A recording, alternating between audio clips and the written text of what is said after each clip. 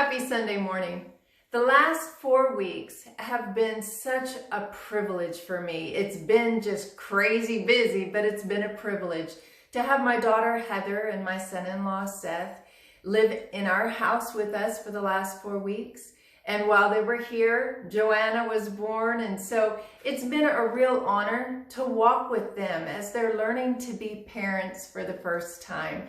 And I got to thinking about the word disciple. And if we look it up in the dictionary as the verb to disciple, it means to teach, to train, or to bring up. And it seems like in all of life, there are opportunities all around us to disciple people. Whether that's my own children as grown adults now, but as they were growing up, or whether it's my grandchildren in over time and how I will teach and train and be a part of their lives as well. Or whether it's the students at the college that I teach a couple of classes over there and I'm teaching them to be teachers, so I'm training them. Or maybe some folks at church. I've got a couple of people who have asked specifically, will you sit down with me and teach me more about the Word of God? And so I get the opportunity to do that. Or the ministry students that I teach in Pakistan on Tuesday mornings, and I have the opportunity to train them in the Word of God.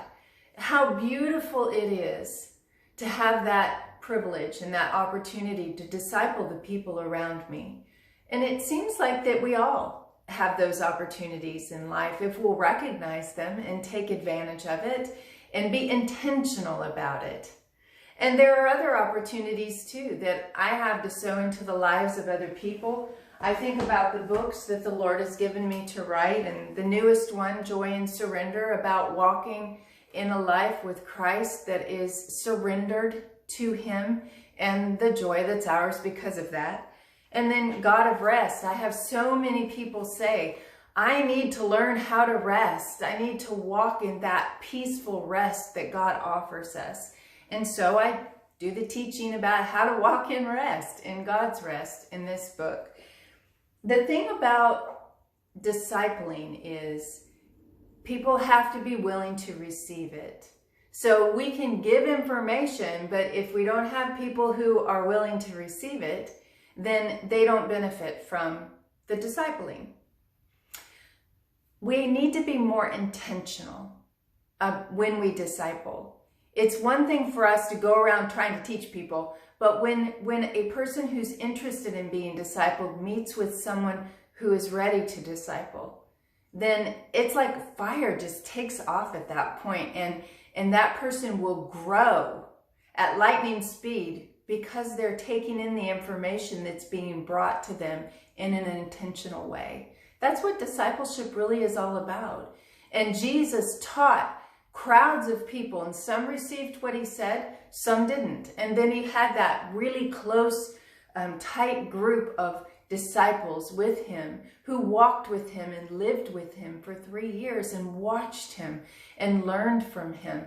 And how much they grew to the point that when he went back to heaven, their lives changed the world around them. And as they went out, they took the gospel, and people were changed. Their lives were changed. That's what happens when we take the gospel of Jesus Christ and we just live it out in front of the people around us. They want to know, what is it about your life that's causing you to live at a different level? And that's an invitation to share with them the gospel of Jesus Christ and how it has changed who we are in our core. It changes our behavior, it changes our countenance, it changes the way we interact and our love level. If we will intentionally take the opportunity to disciple the people around us, that the Lord brings in front of us, that we have people cross our paths that give us the opportunity to speak into their lives. Let's be intentional. Let's not waste any opportunities that we have, because God told us to go. He is sending us into a world that so desperately needs Him and His peace and His love, and we have it inside of us to give. I pray that you have a great rest of your Sunday. Go to church. That's where I'm headed to worship with my fellow believers. and I will see you next week.